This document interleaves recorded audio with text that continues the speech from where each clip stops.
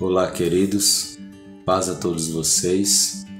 Eu quero hoje compartilhar uma reflexão e o texto base dessa reflexão está no livro dos Salmos, número 4 e verso 6, que diz assim: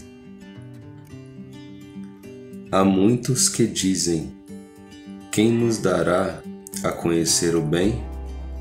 Senhor, levanta sobre nós a luz do teu rosto. Esse texto, irmãos, ele inicia com uma pergunta, dizendo assim: quem nos dará a conhecer o bem? Ou em outras palavras, quem nos mostrará o bem? Como nós conheceremos o bem? Ou aonde nós acharemos o bem? Se nós pensarmos em responder a pergunta do salmista, nós precisamos achar algo ou alguém aonde habite o bem. E se nós formos procurar o bem nos homens, nós não vamos achar. Por mais que hoje nós vivemos um mundo e uma sociedade mergulhada no humanismo, onde diz que o homem ele é o eixo e a essência de todas as coisas, aonde no homem habita o amor, isso não é verdade, isso não é real, porque o próprio Jesus ele diz assim que do coração do homem procede todos os males, os adultérios, as fornicações, as guerras, as pelejas, os furtos. Todo o mal que há no mundo procede do coração do homem. Todo pecado que há no mundo procedeu do coração do homem, de um homem chamado Adão, e ainda procede do coração dos seus descendentes, ou seja, todos nós, porque todos somos filhos de Adão. A Bíblia diz em Romanos, capítulo 5, que por um homem entrou o pecado no mundo, e pelo pecado a morte. E a morte passou a todos os homens, porque todos os homens pecaram. Hoje nós vemos o quanto o nosso planeta ele grita em agonia, com seus rios poluídos, com as suas matas sendo queimadas e desmatadas. Nós vemos a nossa camada de ozônio sofrendo com os gases poluentes que são emitidos dia após dia. Nós vemos as guerras, os testes nucleares, nós vemos os acidentes nucleares como Chernobyl e como Fukushima no Japão. Nós vemos o nosso planeta agonizando. E quem está fazendo isso não é os animais. Quem está fazendo isso não são os animais irracionais, mas são os animais racionais. Somos nós, somos os homens. Então no homem não há nenhum bem. Não há nenhum bem na sociedade moderna. Existe uma doutrina que os reformadores da fé defendiam e os que são verdadeiramente apegados a essa doutrina ainda defendem, que é a depravação total. E a depravação total, queridos, ela nos ensina que nós todos somos depravados em todos os sentidos. Tudo em nós há pecado.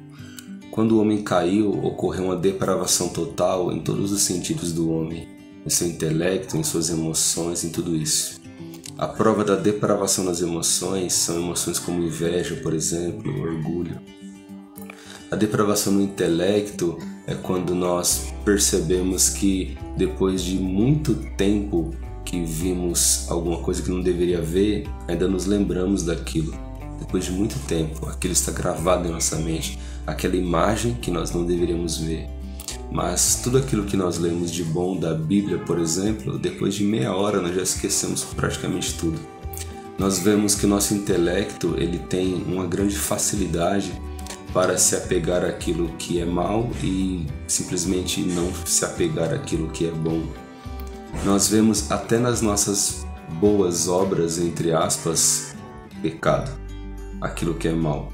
Um exemplo disso é que todas as vezes que nós vamos fazer alguma coisa, se nós olharmos a fundo aquilo que estamos fazendo, e muitas vezes estamos pensando em nós mesmos. Eu sou, por graça de Deus, um pregador do Evangelho, e sempre que vou pregar o Evangelho, sou tentado a impressionar as pessoas com a minha pregação. Será que o orgulho e o egocentrismo não estão nisso? Claro que estão.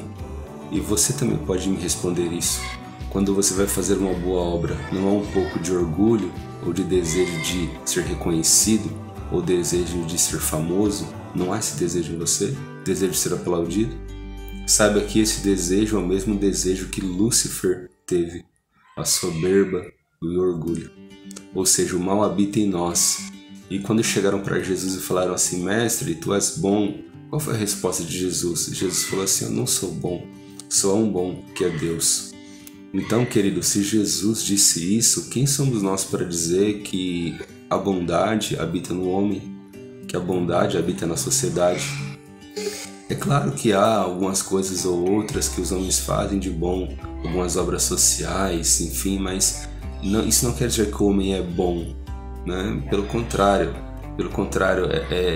a necessidade de se fazer obras sociais mostra em evidência que o homem não é bom, porque se ele fosse bom, não haveria necessidade, de fazer isso, né? Mas todos teriam uma vida sem fome, sem doenças e sem nada disso, né? E sem miséria. Então, queridos, nós aprendemos aqui que o homem, ele não é bom, que a sociedade ela não tem a bondade verdadeira.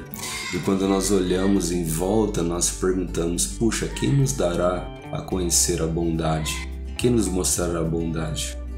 Então o salmista continua falando, ele diz assim: olha, Senhor, exalta sobre nós a luz do seu rosto. Ou seja, Senhor, nós precisamos conhecer a bondade e só vamos conhecê-la se o Senhor exaltar a sua luz sobre nós. A luz, queridos, ela traz claridade, ela traz uma visão mais nítida, ela traz entendimento. E quando nós visualizamos melhor por causa da luz, nós temos mais conhecimento, mais entendimento. Então a oração do salmista basicamente é: Senhor, faz-nos ver mais sobre Ti. Senhor, faz brilhar a Sua verdade em nós.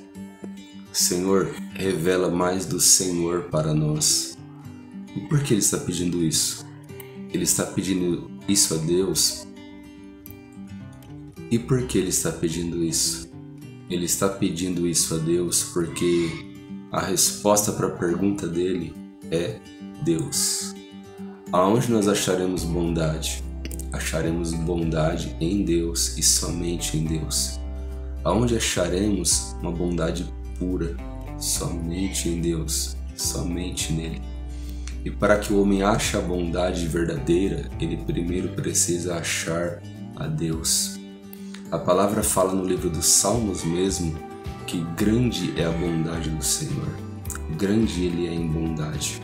Então, quando nós temos o conhecimento de Deus, vemos a verdadeira bondade e vemos que a nossa, entre aspas, bondade não é bondade coisa nenhuma, né? Mas Deus sim é bondoso, Deus sim, Ele emana bondade sobre as criaturas que diariamente pecam contra Ele, diariamente ofendem a Deus com seus pecados, e mesmo assim o Deus bondoso faz com que a chuva caia sobre todos os homens, dê a eles o alimento todo dia, dê as estações do ano e supra toda a necessidade da humanidade.